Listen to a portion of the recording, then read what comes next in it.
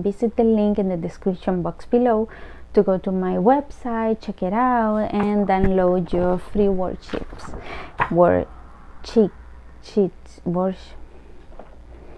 Worksheets. Yeah, because I said worksheets. No, not that time. Not that time. You know what? Forget it. Just follow the link. Okay. See you in the next video.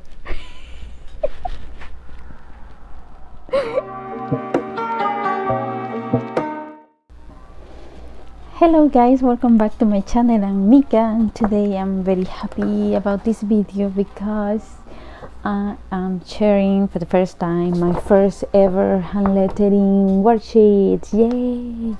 So these are basically drills for those who are beginning hand lettering. So it comes with practice, guidelines, the supplies that you need, a short explanation about them, and of course the drills which are very important. So come and practice with me. Download this worksheet. It also has a page with words for practice. Like many of you, I know you do bullet journal, so practicing the days of the week in hand lettering might be handy. So of course the blank pages as well, that you can download this on the link on my the description box because I also finally made my first website / blog. It's very humble. It's a free version of the Wix.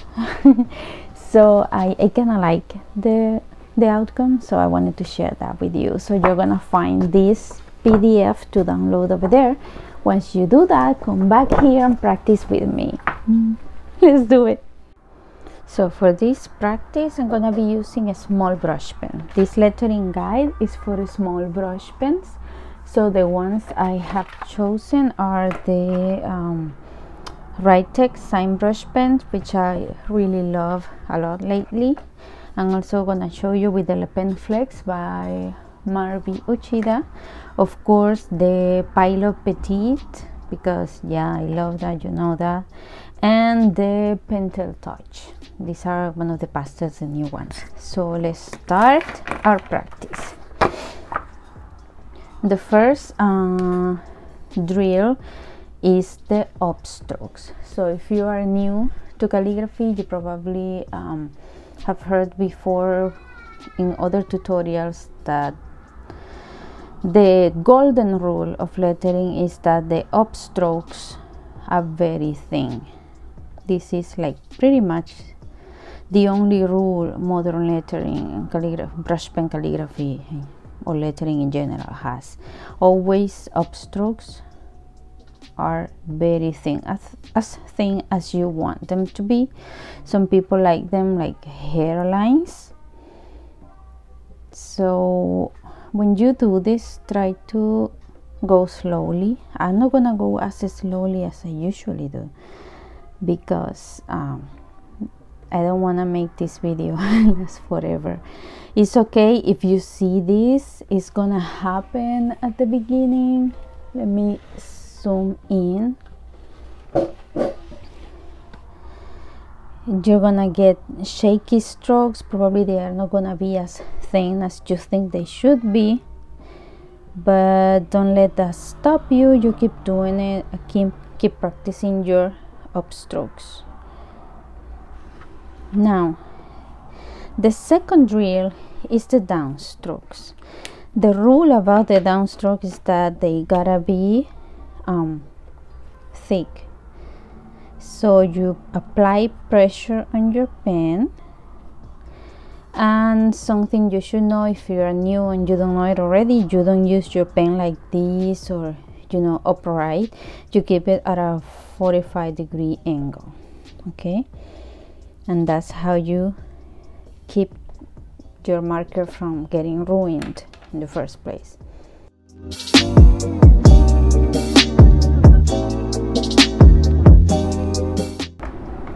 Now for the overturn. As you can tell, this is like an U, a letter U.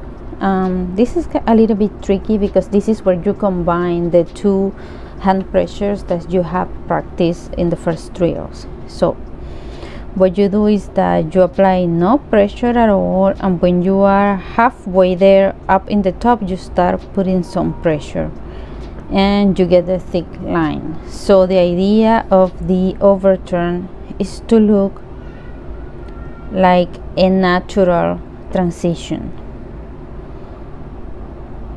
I'm gonna show you some mistakes. You see, natural transition. Some mistakes that you might be see yourself doing is that it will look like this, which is wrong, and it will also might look like this. So this is because there is no good control of the pressure in your hand, and this is when you start putting pressure too late, and sometimes you start putting pressure too soon, so you create these weird shapes. So keep that in mind. So when you're practicing, take your time. You can guide yourself in this slanted exercise by doing, by following the line. No pressure, no pressure. Start your pressure. And we do another one, and we start applying pressure. And then we get the underturn, which is similar, but the other way around. So you start like applying a lot of pressure, and halfway there you lift it up. In my opinion, the underturn is way harder because you have to lift the pressure and go really thin on the upstrokes. That's what makes the upstrokes the harder lines to master when you're starting brush pen lettering. Just don't quit. Keep practicing. It's okay if they look shaky. Mine still look shaky, especially because I am talking and filming and doing it at the same time. So yeah, looks bad, but don't mind me too much. You take your time at home so you don't make this mess that I'm making over here. There it goes. Then we have another drill that is the ascending loop. This is very useful because, as you're gonna see later in the video, it helps you create a lot of letters. So you start here at the bottom of the loop and you start putting pressure, reaching the top, and there you got it. I should find like a darker shade color for this.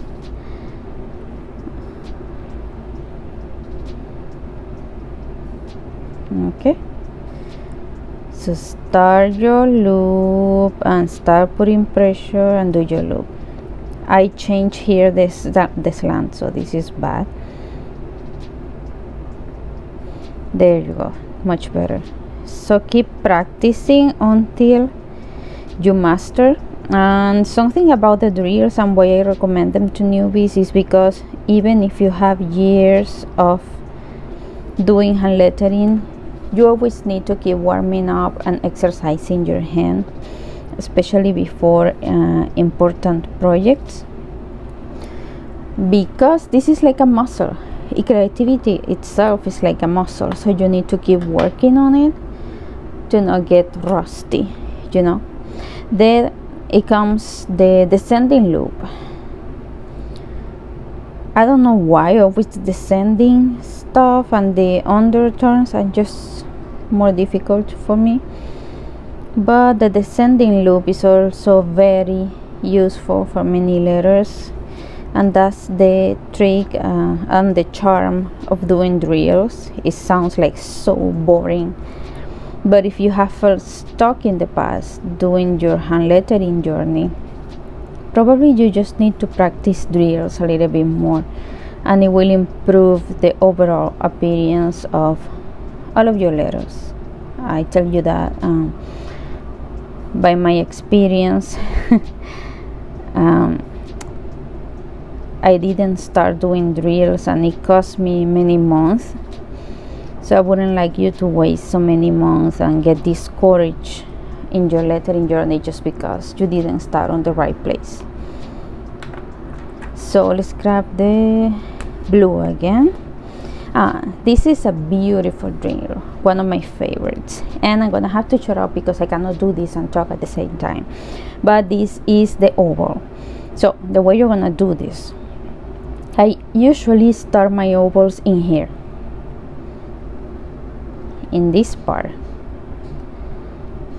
and I take them up and I start putting pressure like if we were gonna do an underturn, and then I join them. That's how I like to do them. Some other people do it a little bit like different, like they start over here. That's fine too, however you are comfortable. The idea is to get the nice oval shape, which is gonna be the base for many of our letters.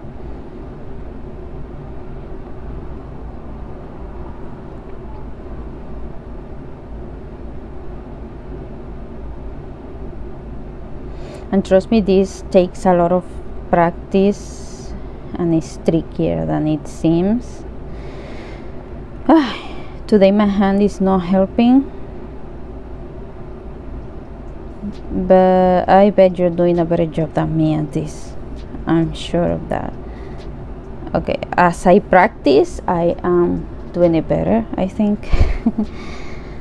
Let me try it one more time. Maybe that was just luck. Nice, coming out better. So this is one of the first pages of the guide that you can use, and you can print this as many times as you want.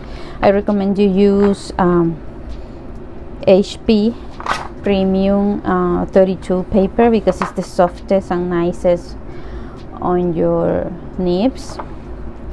And then you're gonna find in the worksheet another page that is the same drills but without the slant, just going up straight without the slanted lines. Do this one or the other one or both, which I did a downstroke, you see, gosh. However you feel more comfortable to start practicing. The point is just to start at something, and you again print it as many times as you need and then go on.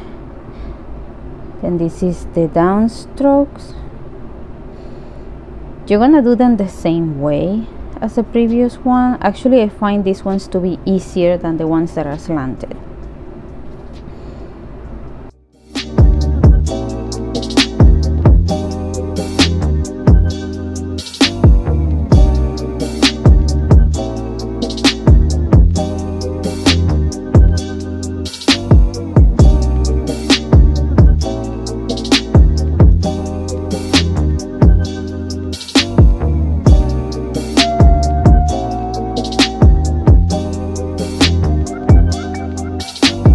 Descending loops. Remember to take your time, and doing this way too fast because you know I don't think I can keep you here listening to me for 30 minutes. So some parts I'm gonna speed up for your own sake. But yeah, take your time, no rush.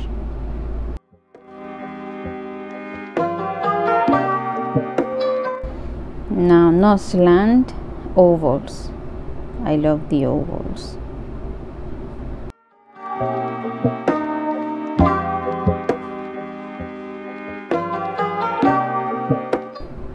This one.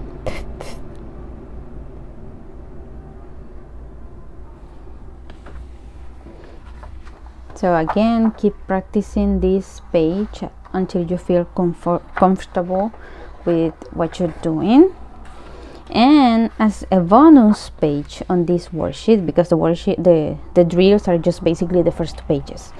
So for those who would like to practice with the letters, there is a letter page with the days of the week and empty pages for you to practice. So something I learned in my journey with lettering is that having a guide really helps. a lot, like a lot. Let me switch to right tech pen. It does one hell of a difference. I apologize by the lighting, by the way, because it's summer in Miami, so it means we got no sun, just rain, rain and rain. And I postponed this video the whole summer waiting for a sunny day to film with daylight and the birds singing and all of that, but no, it's not happening. So I had to make the decision actually, to do it today like this. You see, you can practice the days of the week, you can put it on your journal. So it's always more exciting when you practice lettering by actually lettering words. It's not necessarily the fastest way, but it's a good way as well. So I wanted to make sure that I added that on this worksheet for you. Also, if you are interested in getting other worksheets, maybe with other words, leave it in the comments. I'll be pleased to work on it. I just don't want to work on it if nobody wants it. But if you do want it, I can make it happen. So these ones took me like a week because I didn't have time to put the effort, but I was like doing letters, tracing. I was not satisfied. I did it again and again and again and again until I found the strokes and the letters that I wanted to share with you here.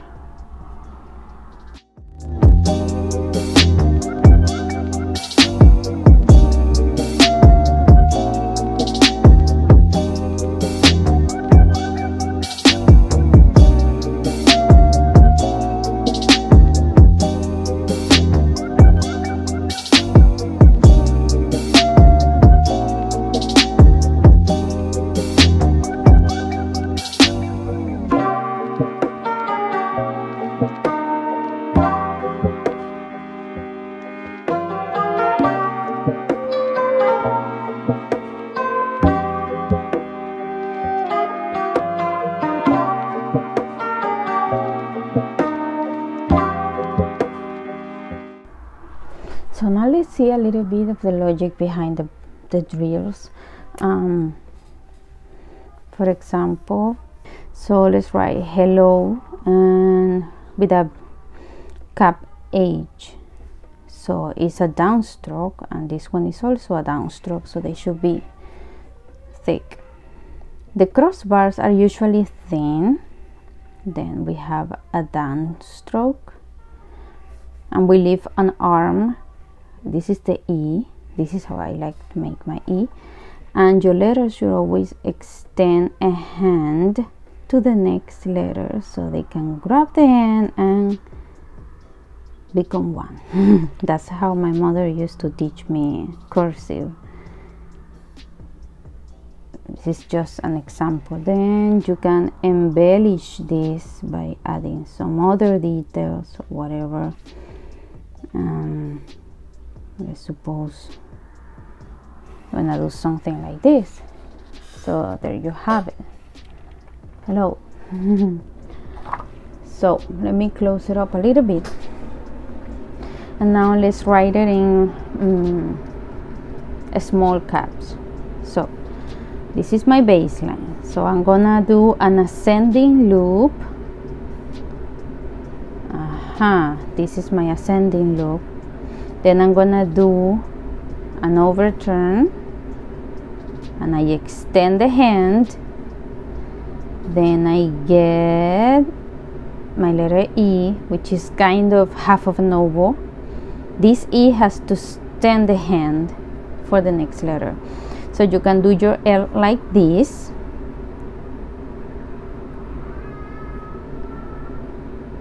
As you saw here. Then I'm gonna start my oval as I always started, like woo, hello. You can do it like this, or you can do ascending loop, overturn, extend the hand, do the E, which is a half oval, and then you can just do a bigger ascending loop and connect it to create this type of L. It's up to you how you want to do it. I don't like it like this too much. I rather this L, but it truly doesn't matter. It's totally up to you. Let me grab another color of the Le Pen Flex, maybe this one. Also, you can totally change the style of your lettering, deciding the width of your guidelines, because it's very good that you use guidelines. So there is a difference between writing like this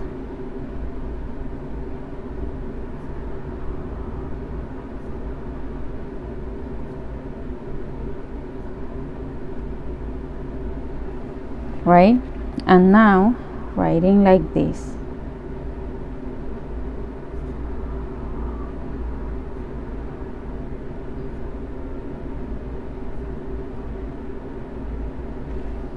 Or writing like this.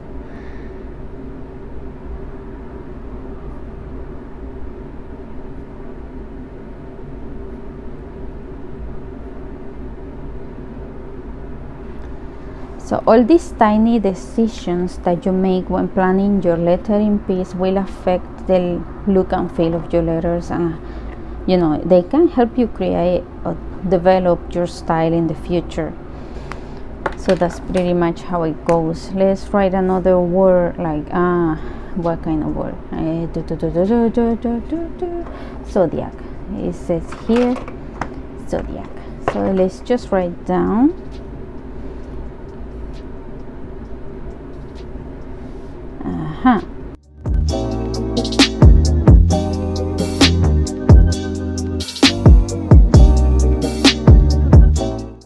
kind of good. So what is the mistake in this lettering? I'm gonna show you. The mistake in here is that the Z, I don't know how to pronounce that. The Z is going to that side in the slant, and these others are going to that side, which is why when you're practicing a slanted lettering, this type of page will help you better to keep consistency in all your words. Now let's do it with another style.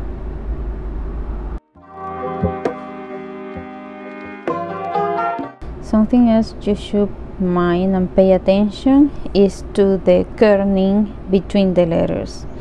So this word looks weird. Why? Because the distance between these and this is different than the distance between this and the distance between this. So that's another thing for you to watch out when you are doing your final pieces. You might want to do that pencil first to verify that you can trace safely on top. So the kerning is one of the hardest things to master when you are doing it like freehand. So all of these things, like the slant of your letters, the distance between them, all of that, it belongs to consistency. And consistency comes with practice, like a lot of practice. I still fail consistency sometimes, especially when I'm practicing lettering and I hear my baby crying. I had to go running to her to see what the hell is happening. I'm sorry if you hear her screaming. She's not alone, but I'm sorry just if you hear the screaming. Consistency. So to conclude this, well, I hope you have enjoyed this and you download the worksheets. I put a lot of love into making them for you. Be mindful of the resources that I suggest you to use: a small brush pen, a smooth paper, printer, and the PDF. And if you're new to my YouTube channel and this is your first time here, consider subscribing and giving me a like. And if you want more worksheets, free worksheets, at least leave it in the comments below. It was a pleasure having you here today, and thank you for practicing with me.